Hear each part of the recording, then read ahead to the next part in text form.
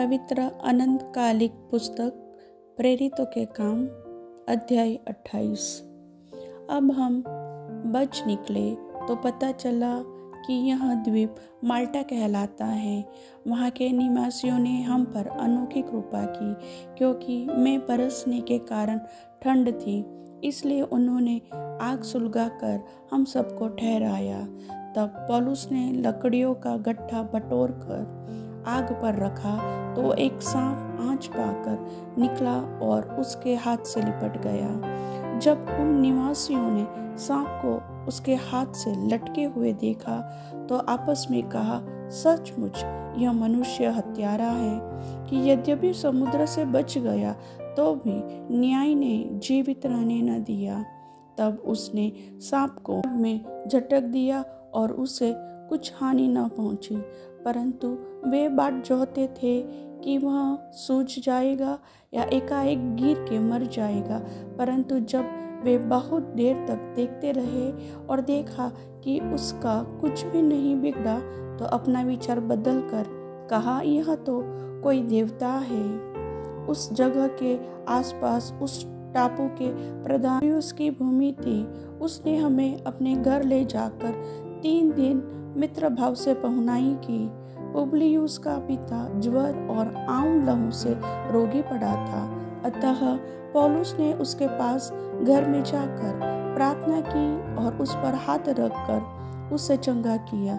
जब ऐसा हुआ तो उस द्वीप के बाकी बीमार आए और चंगे किए गए। उन्होंने हमारा बहुत आदर किया और जब हम चलने लगे तो जो कुछ हमारे लिए आवश्यक था जहाज पर रख दिया। 3 महीने के बाद हम सिकंदरिया के एक जहाज पर चल निकले। उस द्वीप में झाड़े भर रहा था और जिसका चिन्ह दियुस्कुरी था। सुरकुसा में लंगर डालकर हम 3 दिन टिके रहे। वहां से हम घूमकर रेगियुम में आए और एक दिन के बाद दक्षिणी हवा चली। तब हम दूसरे दिन यूली में आए। वहाँ हमको भाई मिले और उनके कहने से हम उनके यहाँ 7 दिन तक रहे और इस रीति से हम रोम को चले। वहाँ से भाई हमारा समाचार सुनकर अप्पियुस के चौक और 3 सराय तक हमसे भेंट करने को निकल आए, जिन्हें देखकर पौलुस ने परमेश्वर का धन्यवाद किया और ढाढ़स बांधा। जब हम रोम में पहुंचे तो पौलुस को एक सैनिक के साथ जो उसकी रखवाली करता था अकेले रहने की आज्ञा मिल गई। 3 दिन के बाद उसने यहूदियों के प्रमुख लोगों को बुलाया और जब वे इकट्ठे हुए तो उनसे कहा, हे भाइयों, मैंने अपने लोगों के या बाप दादों के व्यवहारों के विरोध में कुछ भी नहीं किया, तो भी बंदी बनाकर यरूशलेम से रोमियों के हाथ सौंपा गया। उन्होंने मुझे जांच कर छोड़ देना चाहा, क्योंकि मुझ में मृत्यु के योग्य कोई दोष न था। परंतु जब यहूदी इसके विरोध में बोलने लगे तो मुझे कैसर की दोहाई देनी पड़ी।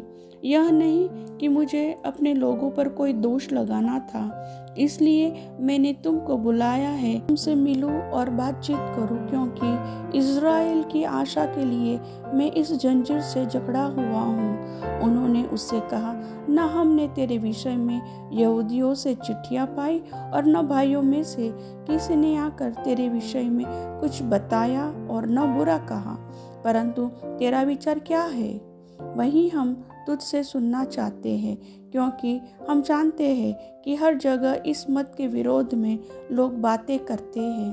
तब उन्होंने उसके लिए एक दिन ठहराया और बहुत से लोग उसके यहाँ इकट्ठे हुए और वह परमेश्वर के राज्य की गवाही देता हुआ और मूसा की व्यवस्था भविष्यवक्ताओं की पुस्तकों से यीशु के विषय में समझा कर भोर से सांझ तक वर्णन करता रहा। तब कुछ ने उन बातों को मान लिया और कुछ ने विश्वास न किया। जब वे आपस में एक मत न हुए तो पौलुस की इस बात के कहने पर चले गए, पवित्र आत्मा ने यशायाह भविष्यवक्ता के द्वारा तुम्हारे बाप दादों से ठीक ही कहा, जाकर इन लोगों से कहे कि सुनते तो रहोगे परंतु न समझोगे, और देखते तो रहोगे परंतु न बुझोगे, क्योंकि इन लोगों का मन मोटा और उनके कान भारी हो गए हैं और उन्होंने अपनी आंखें बंद की है। ऐसा न हो कि वे कभी आंखों से देखें और कानों से सुने और मन से समझें और फिरे और मैं उन्हें चंगा करूं।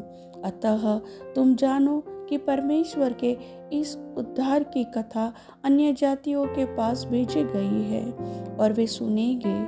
जब उसने यह कहा तो यहूदी आपस में बहुत विवाद करने लगे और वहां से चले गए।